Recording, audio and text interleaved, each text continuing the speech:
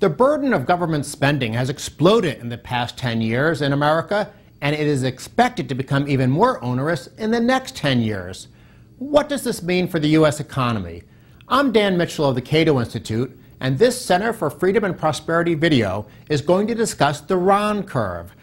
As you can see on the screen, the Rahn curve shows the relationship between the economy on the vertical axis and government spending, measured as a share of gross domestic product, on the horizontal axis.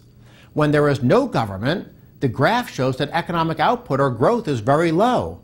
This is because in a state of anarchy, workers, savers, investors, and entrepreneurs do not have an environment conducive to productive behavior.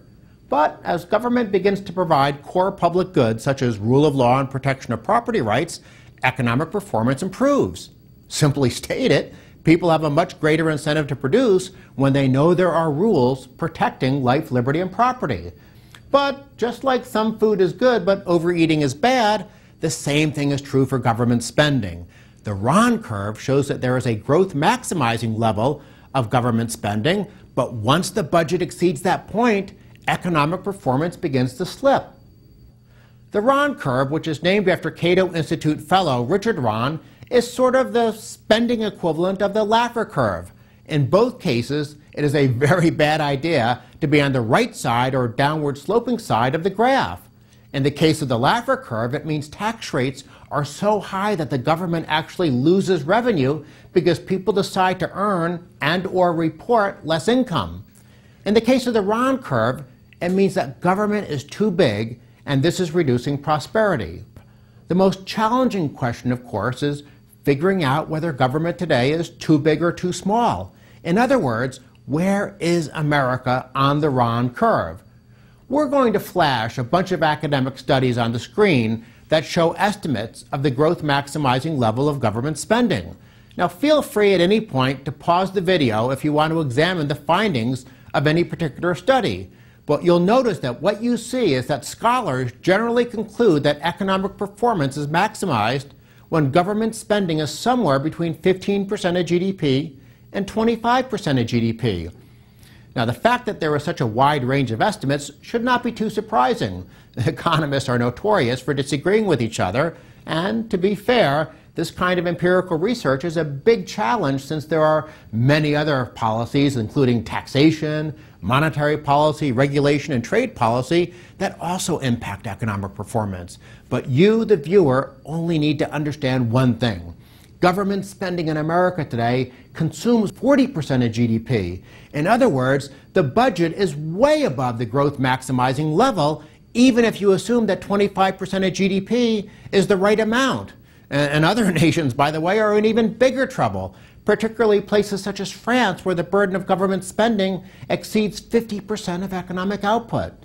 It is quite likely, by the way, that the right size of government is closer to 15% or even lower. The statistical studies you saw on the screen are constrained by a lack of data for countries with limited governments.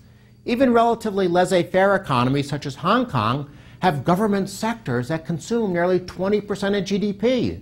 So what does it really tell us when researchers conclude that economic growth is maximized when government spending is about where it is in Hong Kong? Would the results be different if we had examples of countries with smaller government?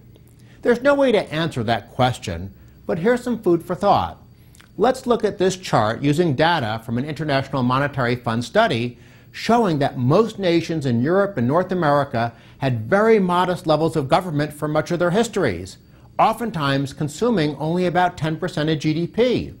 In America, for example, total government spending until the 1930s averaged less than 10% of GDP.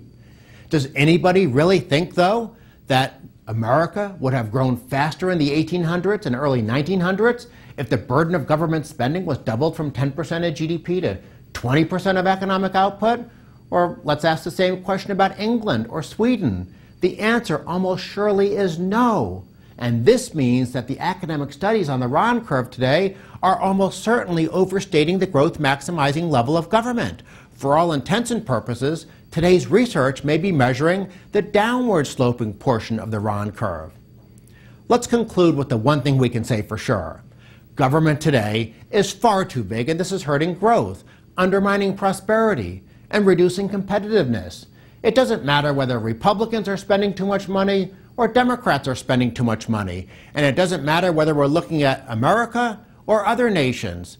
If we want a strong economy, the Rahn curve tells us that we need to dramatically reduce the burden of government spending.